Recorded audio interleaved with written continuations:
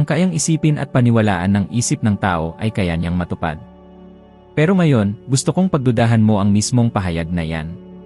Paano kung sa katotohanan, naniniwala ka, pero hindi ka pa rin nagtatagumpay?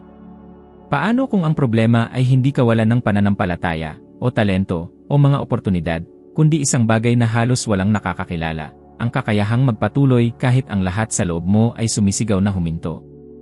Malupit ang katotohanan, at halos walang nagsasalita tungkol dito, ang tagumpay ay walang pakialam sa iyong nararamdaman. Hindi nito gustong malaman kung pagod ka, kung mahirap ang araw mo, kung hindi makatarungan ang buhay. Isang bagay lang ang gusto nitong malaman, humakbang ka ba ng isa pa? Iyan ang pagkakaiba ng mga nagtatagumpay at ng mga halos magtagumpay. At kung pinapanood mo ang video na ito ngayon, ito ay dahil nasa isang hakbang ka na lang, at gayunpaman, huminto ka. Ang sakit na nararamdaman mo kapag naiisip mong sumuko ay hindi tanda ng kahinaan, tanda ito ng kalapitan. Ang biglaang emosyonal na pagkapagod, ang tahimik na pag-isip na, baka hindi ito para sa akin, ang paninikip ng iyong dibdib kapag may nangyayaring mali. Lahat ng ito ay lumalabas ng eksakto kapag mas malapit ka na sa isang tagumpay kaysa sa iyong inaakala. At iyan ang kabalintunaan na halos walang nakakaintindi. Ang sandali na pinakagusto mong huminto ay siya ring sandali na pinakakailangan mong magpatuloy. Dahil doon mismo, sa tiyak na puntong iyon, sumusuko ang karamihan ng tao, at ilan lamang ang nagpapatuloy. At marahil ay naranasan mo na ito ng mas maraming beses kaysa sa mabilang mo. Napansin mo na ba kung paano, sa tuwing magpapasya kang baguhin ang iyong buhay, may nangyayari upang subukin ka? Nagsisimula kang mag-ehersisyo, at sa lalong madaling panahon ay lumilitaw ang isang sakit. Nagsisimula kang mag-ipon ng pera at biglang may hindi inaasahang gastusin. Nagsisimula ka ng bagong proyekto at biglang may dumadating na alon ng kawalan ng katiyakan. Nangyayari ito sa halos lahat. Hindi mahalaga ang iyong edad, propesyon, o antas sa lipunan, mayroong emosyonal na pattern na sumusubok na hilahin ka pabalik sa iyong komportable kapag sinusubukan mong sirain ang isang siklo. Ang problema ay karamihan sa mga tao ay binibigyang kahulugan ang senyales na ito sa pinakamasamang posibleng paraan na para bang ito ay babala na huminto. Ngunit hindi ito ganoon. Ito ay ang lumang limitasyon na sumusubok na manatiling buhay. Ito ang iyong utak, sanay sa mga nakaraang pattern, na humihingi na bumalik sa nakasanayan. At ang pakiramdam na ito ay napakatotoo, napakalakas, napakakumbinsido, na marami ang naniniwala dito na para bang ito ay ganap na katotohanan. Ilang beses mo nang naisip, kung nakatakdang mangyari, mas madali sana. Ilang beses mo nang binigyang kahulugan ang kahirapan bilang kawalan ng kapalaran, swerte, o talento. Sa estatistika, ito mismo ang nangyayari. Isang pag-aaral mula sa University of Scranton ang nagpakita na 72% ng mga tao ang sumusuko sa kanilang mga layunin dahil sa emosyonal na pagkapagod, hindi kawalan ng kakayahan. Sumusuko sila kapag ang emosyon ay mas matimbang kaysa sa katuwiran. Ngunit ano ang nagpapabukod sa 8% na nagtatagumpay? Pagpupursige. Pagpupursige kapag ang katawan ay nagmamakaawa para sa pahinga. Pagpupursige kapag sinusubukan ng isip na sirain. Pagpupursige kapag sinusubukan ng kawalan ng katiyakan na mangibabaw. Sa puntong ito, nararapat na pagmasdan ang buhay ni Napoleon Hill. Hindi ang maalamat na bersyon na sumulat ng Think and Grow Rich, kundi ang mahirap na binata na nanirahan sa kanayunan ng Amerika, na nawalan ng ina ng napakaaga. At lumaki na naniniwalang ang kanyang tadhana ay pumasok sa mga minahan ng karbon, tulad ng gusto ng kanyang ama. Siya mismo ang nagbunyag na nabuhay siya ng maraming taon na naniniwala na hindi siya sapat. Na walang kinabukasan. Na ang ilang tao ay sadyang hindi isinilang para sa mga dakilang bagay. At ang bahaging ito ng kwento ay hindi nagdudulot ng kalungkutan, nagdudulot ito ng pag-ugnay. Dahil ipinapakita nito na maging siya, ang pinakadakilang pangalan sa personal na pag-unlad, ay naharap sa parehong pakiramdam na kinakaharap mo ngayon, pagdududa sa sarili. Isinalaysay ni Hill na, sa iba't ibang pagkakataon, siya ay isang hakbang na lang mula sa pagsuko sa kanyang karera sa pagsusulat. Mayroon siyang takot, mayroon siyang kawalan ng katiyakan, at isinasaalang-alang pa niyang iwanan ang lahat. Ano ang nagligtas sa kanya? Hindi swerte. Hindi pera. Ito ay ang desisyon na humakbang lang ng isa pa kaysa sa sinabi ng kanyang emosyon na huminto siya. At ang isang hakbang na iyon ang nagpabago sa kanyang buong kwento, na nagdala sa kanya kay Andrew Carnegie, ang pagkikita na magpapabago sa kanyang buhay magpakailanman. At ngayon, isipin ang iyong sarili. Ilang beses ka nang huminto dahil naniwala kang nararating mo na ang iyong limitasyon, gayong sa totoo lang ay paparating ka na sa puntong magsisimulang magbago ang iyong buhay. Ilang oportunidad ang nawala dahil mas pinaniwalaan mo ang panandaliang sakit kaysa sa kapalaran na maaaring lumitaw sa unahan. Ilang beses ka nang umatras ilang pulgada na lang mula sa isang tagumpay. Ang totoo, walang sumusuko sa simula. Sumusuko ang mga tao sa gitna, eksaktong kapag sila ay pinakamalapit na sa pagbasag ng hadlang na laging humahadlang sa kanila. Kaya naman napakalakas ng isang simpleng hakbang, isang galaw pa. Ipinapakita nito sa iyong utak na nawalan na ng kapit ang lumang pattern. Ito ay nagpapagana sa tinatawag ng neuroscience na expansion zone, ang lugar kung saan nagsisimulang mamuo ang mga bagong gawi. Doon isisilang ang kumpiyansa sa sarili, hindi bilang emosyon, kundi bilang bunga. Sa makatuwid, subukan ang isang simpleng pagsubok sa susunod na 7 araw. Kapag sinabi ng iyong katawan, hindi ko na kaya, huminto, huminga, at humakbang lang ng isa pa. Isa pa lang. Hindi 10, hindi 20, isa. Kapag sinabi ng iyong isip, bumalik ka, mas ligtas doon, manatiling matatag sa loob ng ilang segundo pa. Kapag sinusubukan kang hilahin pabalik ng takot, ituring ang takot na parang bisita, hayaan itong dumaan, ngunit huwag mong buksan ang pinto. Sa maliit na pagkilos na ito ng pagpapatuloy, kahit sa isang sandali lang, doon ka magsisimulang lumayo sa kung sino ka noon, at magsisimulang lumapit sa kung sino ka maaaring maging. Dahil ang dakilang tagumpay ay hindi kailanman nasa pagtalon. Ito ay nasa paglaban sa pagnanais na huminto. At sa bawat pagkakataon na lumaban ka, ikaw ay nagbabago. Lumalakas ka. Lumalaki ka. Umaabante ka. At marahil, nang hindi mo namamalayan, eksakto ka sa puntong iyon ngayon. Ang punto kung saan marami ang sumusuko, ngunit kung saan nagpapatuloy ang mga dakila. Ang punto kung saan masakit ang katawan, nagrereklamo ang isip, nanghihina ang kalooban, ngunit kung saan nagbibigay ng mga palatandaan ang buhay na malapit na itong magbago ng direksyon. At kung huminto ka ngayon, hindi mo malalaman kung gaano kakalapit. Ngunit kung magpapatuloy ka, marahil ay matutuklasan mo na ang hinahanap mo ay laging isang hakbang lang ang layo. Ang tunay na layunin ay parang panloob na apoy, kahit na madilim ang lahat sa paligid mo, patuloy itong nagliliyab. Ngunit karamihan sa mga tao ay nabubuhay sa buong buhay nila nang hindi natutuklasan ang apoy na ito. Sila ay gumigising, nagtatrabaho, lumulutas ng mga problema, nagbabayad ng mga bayarin, at inuulit ang lahat kinabukasan. Nang hindi nalalaman kung bakit. At iyon ang dahilan kung bakit ang anumang kahirapan ay tila isang hindi makayanang pasanin. Dahil kapag kulang ka sa direksyon, kahit ang pinakamaliit na balakid ay parang pader. At kapag mayroon kang kalinawan, maging ang imposible ay nagsisimulang magmukhang lohikal. Naramdaman mo na ba ito? Nagigising na pagod bago pa man bumangon sa kama. Na para bang may dinadala kang hindi nakikita. Nagtatrabaho buong araw at, sa huli, pakiramdam na walang saysay ang lahat ng ginawa mo. Mas karaniwan ang pakiramdam na ito kaysa sa iniisip mo. Hindi ito katamaran. Hindi ito kawalan ng disiplina. Ito ay kawalan ng layunin.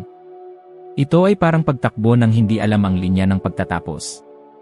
At kinukumpirma ito ng agham. Ipinapakita ng pananaliksik mula sa University of California na ang mga taong may malinaw na layunin ay may 60% pang emosyonal na tibay. Ibig sabihin, sila ay naghihirap, napapagod, umiiyak, nabibigo, tulad ng sinuman. Ngunit hindi sila nabibiyak. Dahil alam nila ang dahilan kung bakit sila lumalaban. At iyon ang dahilan na nagpapabago ng pagkapagod tungo sa enerhiya, sakit tungo sa gasolina, at balakid tungo sa mga batong tapakan. Lubos na naranasan ni Napoleon Hill ito na halos nagbigay ng matinding lakas sa kanya ang kanyang layunin. Nang hamunin siya ni Andrew Carnegie na interbyuhin ang 500 sa pinakadakilang leader ng mundo nang walang bayad, walang pangako, walang garantiya, malayo pa si Hill sa pagiging handa para dito. Siya ay bata, mahirap, hindi kilala. Wala siyang katayuan, walang mapagkukunan, walang impluensya. At lahat ay nagsasabing imposible ito. Ngunit nang maunawaan niya ang layunin ng proyekto, may nagbago sa loob niya. Sinabi ni Carnegie na ang gawain iyon ay maaaring magpabago sa mga henerasyon. Na maaari nitong ibunyag sa mundo ang mga prinsipyo na kayang magdala ng sinuman mula sa pagiging karaniwan patungo sa tuktok. Naunawaan ni Hill ng araw na yon na ang kanyang misyon ay mas malaki kaysa sa kanyang mga takot, sa kanyang mga limitasyon, at maging sa kanyang literal at metaporikal na gutom. Ang tunay na sandaling ito ay nagbibigay ng agarang inspirasyon dahil ipinapakita nito ang isang malalim na katotohanan: kapag sapat na ang layunin, hindi ka sumusuko, lumalawak ka. Hindi alam ni Hill kung magkakaroon siya ng pera para kumain, ngunit alam niya kung bakit siya gumigising tuwing umaga. At ang bakit na yon ay napakalakas na ang kakulangan ng resources, ay hindi kailanman nagparalisa sa kanya. Lumakad siya na may paniniwala ng isang taong nagtagumpay na sa loob, kahit na, sa praktikal na paraan, wala siyang anuman. Ngayon, isipin ang iyong sarili. Kailan ang huling pagkakataon na gumawa ka ng isang bagay na napakadakila na ang pag-iisip pa lang sa kalalabasan ay nakapagpakilos sa iyo? Kailan ang huling pagkakataon na isinantabi mo ang mga inaasahan ng iba at tinanong mo ang iyong sarili, ano ba talaga ang may katuturan para sa akin? Hindi ang inaasahan ng iba sa iyo. Hindi ang tila ligtas. Hindi ang tinatanggap ng lipunan. Kundi kung ano ang gumagalaw sa iyong kaluluwa. Ano ang magpapabangon sa iyo bago ang iyong alarm? Ano ang magpapagawa sa iyo ng huli ng walang pakiramdam na pasanin? Ano ang magpapapanatili sa iyong magpursige kahit na tila bumagsak ang lahat sa paligid mo? Ang totoo, kung walang layunin, anumang kritisismo ay maaaring magpabagsak sa iyo. Kung may layunin, walang kritisismo ang mahalaga. Kung walang layunin, ang kakulangan ng resulta ay maaaring makasira sa iyo. Kung may layunin, ang kakulangan ng resulta ay nagpapalakas sa iyo dahil alam mong hindi ka lumalaban para sa ngayon, lumalaban ka para sa kung sino ka magiging. At kapag namuo ang pag-unawang ito, maging ang paghihirap ay nagbabago ang lasa. Hindi na ito parusa at nagiging kumpirmasyon. Isang tanda na ikaw ay sumusulong. Gawin ang isang ehersisyo na nagpabago sa buhay ng libu-libong tao na pinag-aralan ni Hill, isulat ang iyong layunin sa isang pangungusap. Isang malinaw, malakas, direktang pangungusap. Ipinapakita ng agham na ang pagsusulat ay nagpapataas ng tsansa na makamit ang isang bagay ng hanggang 42% dahil binabago nito ang intensyon sa pagtatalaga. Ilagay ang pangungusap na ito sa iyong salamin, sa iyong telepono, sa iyong pitaka. Dahil darating ang araw, talagang darating, na gugustuhin mong sumuko. At kapag dumating ang araw na iyon, ang pangungusap na ito ang magiging angkla mo. Ito ang magiging boses na magsasabi, magpatuloy ka. Huwag kang huminto ngayon. Alam mo kung bakit ka nagsimula. Nagaganap sa iyo ang posibleng hindi mo namamalayan, ang parehong karanasan ni Hill noong una, napapaligiran ka ng mga pagdududa, ng kawalan ng katiyakan, walang garantiya, subalit mayroon kang layunin na hindi pa nabibigyan ng pangalan. Nandyan na ito. Kailangan lang itong mailahad. At sa sandaling matagpuan mo ito, mananatiling mahirap ang landas, ngunit hindi na ito magiging walang laman. Dahil ang sakit ay hindi na magiging dahilan para huminto at sa halip ay magiging patunay na tinatawag ka ng iyong kapalaran. Darating ang punto sa paglalakbay ng paglago ng sinuman kung saan ang pinakamalaking kalaban ay hindi na ang kahirapan kundi ang opinyon ng iba. Gaano man kalakas ang isang tao, laging may sandali kung kailan ang isang komento, isang matalim na tingin, isang pahayag na sinabi ng may paghamak ay may kapangyarihang gibain ang lahat sa loob. At ang pinakakakaiba ay madalas na hindi ito nagmumula sa mga estranghero, nagmumula ito sa mga taong malapit sa iyo, mga taong iginagalang mo, mga taong nais mong maniwala sa iyo. Doon nagsisimula ang pagdududa. Doon marami ang humihinto. Naranasan mo na ito, hindi ba? Ang sandaling ibinahagi mo ang isang pangarap at, sa halip na suporta, nakatanggap ka ng nakatagong kritisismo. Tulad ng, pero sa tingin mo ba talaga magtatagumpay iyan? O, hindi ba mas mabuti na pumili ng mas ligtas? At ang tila inosenteng parirala ay nagiging isang malaking pasanin, isang bigat na dumidiin sa iyong dibdib at nagpapaisip sa iyo. Nangangarap ba ako?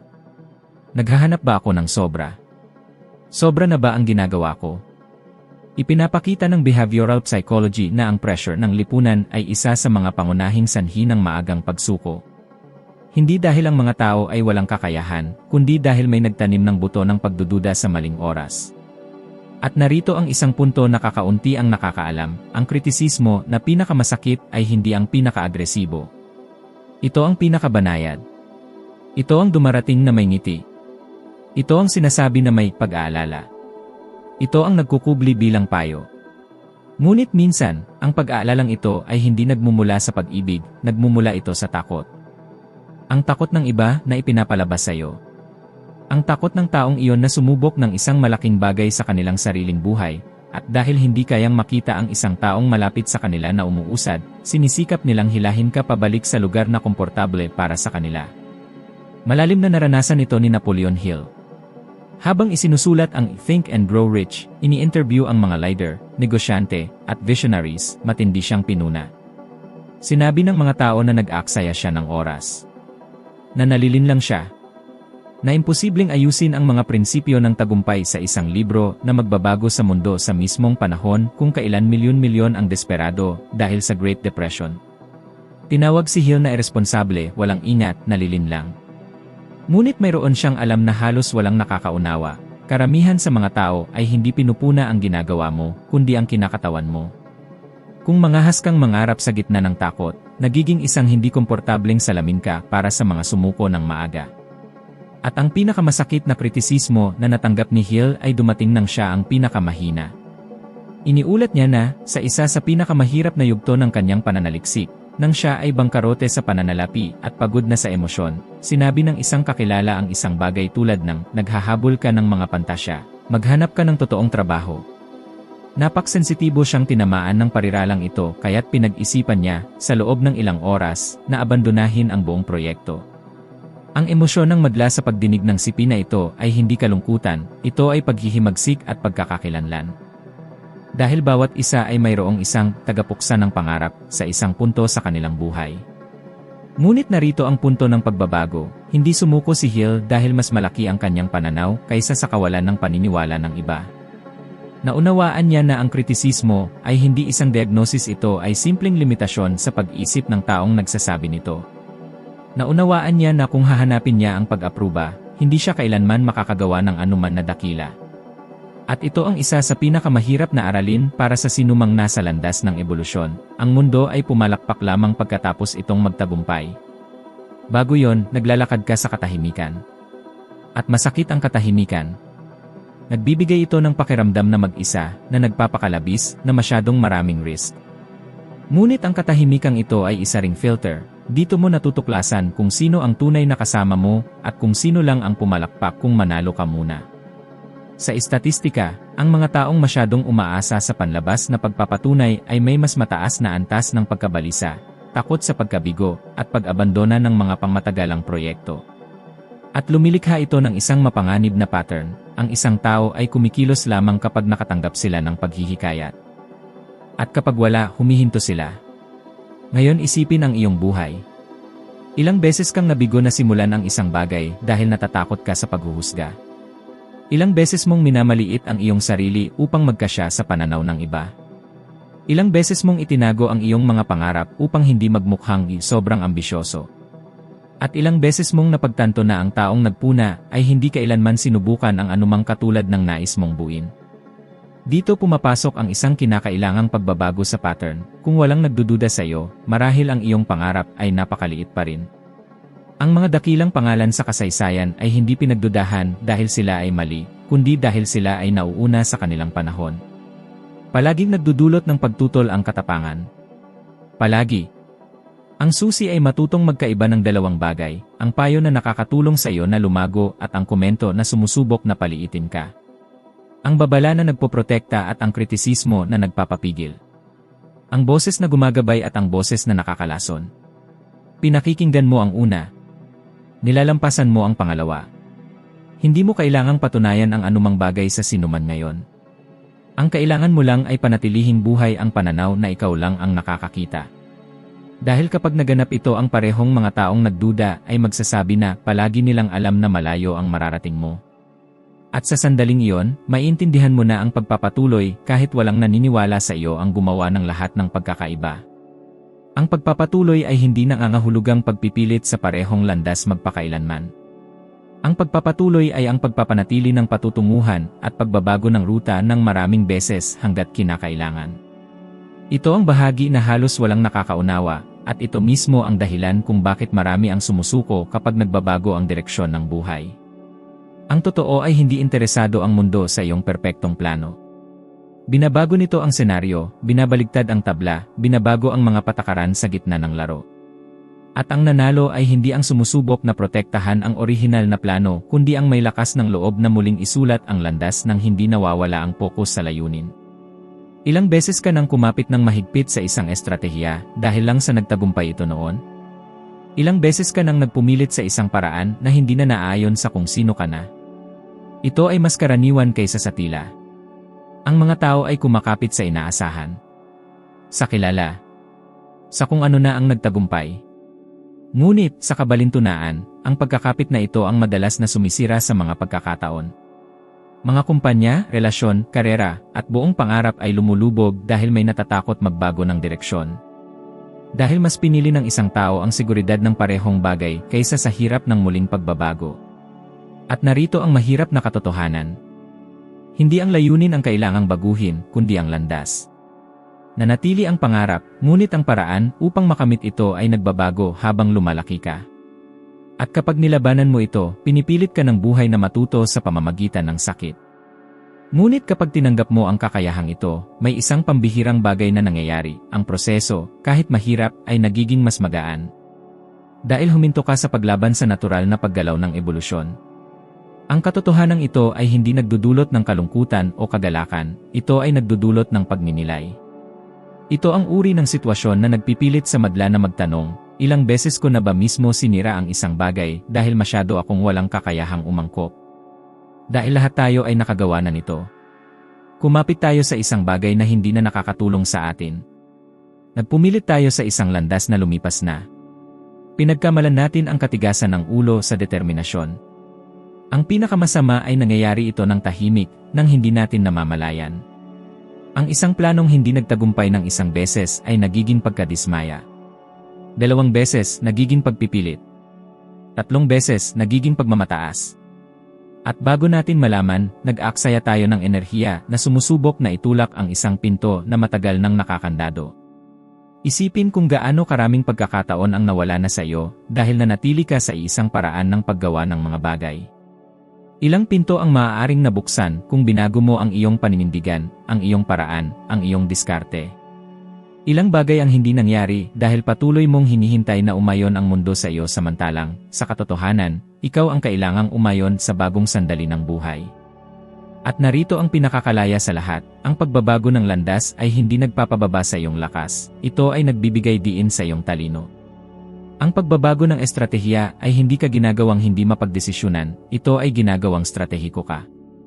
At ang pagtanggap na ang plano ay kailangang muling isulat, ay hindi nangangahulugang nabigo ka, nangangahulugan ito na ikaw ay nagmature.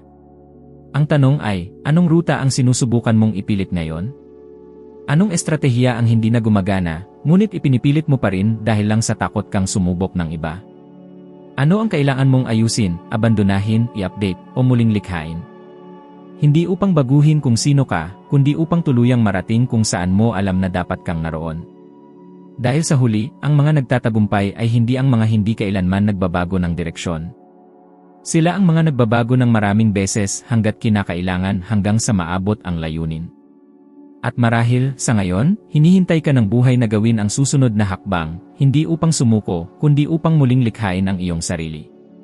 Dahil ang tahimik, mapagpakumbaba, matapang na muling paglikha na ito ang naghihiwalay sa mga nagtatagumpay mula sa mga halos magtagumpay, na humahantong sa isang katotohanan na ganap na nagkakaiba sa mga nakakamit sa mga taong gumugugol ng kanilang buong buhay na, halos, nakakamit, ang pagpapatuloy kapag walang nakakakita, kapag walang naniniwala, at kapag ang lahat ay tila mahirap. Ito ang sentral na punto, ang pumipintig na puso ng lahat ng sinabi. Hindi ito tungkol sa pambihirang talento. Hindi ito tungkol sa pagkapanganak sa tamang lugar. Hindi ito tungkol sa pagiging swerte. Ito ang kakayahang patuloy na sumulong kapag ang buong mundo ay tila itinataboy ka pabalik. Ang mga natututo na gawin ito ay ginagawang posibilidad ang anumang landas. At kung ang mensaheng ito ay tumagos sa iyo, kung ang anumang bahagi ng sinabi rito ay nakaantig sa iyong emosyonal na estado, kung gayon alam mo na hindi ka nag-iisa sa paglalakbay na ito. Ang buhay ay may isang hinihingi lamang, na gawin mo ang susunod na hakbang. Hindi mahalaga ang laki. Hindi mahalaga ang bilis. Basta ang susunod na hakbang. Ngayon, bago ka magpatuloy, tingnan ang video na lumalabas sa screen. Ito ang iyong susunod na hakbang. Ang iyong susunod na pag-unlad. 1% hakbang pasulong sa taong iyong nagiging. Salamat sa pagiging narito, sa pagpapahintulot ng palitang ito, at sa pagbibigay mo sa iyong sarili ng pagkakataong patuloy na lumago. Magkikita tayo sa susunod na video.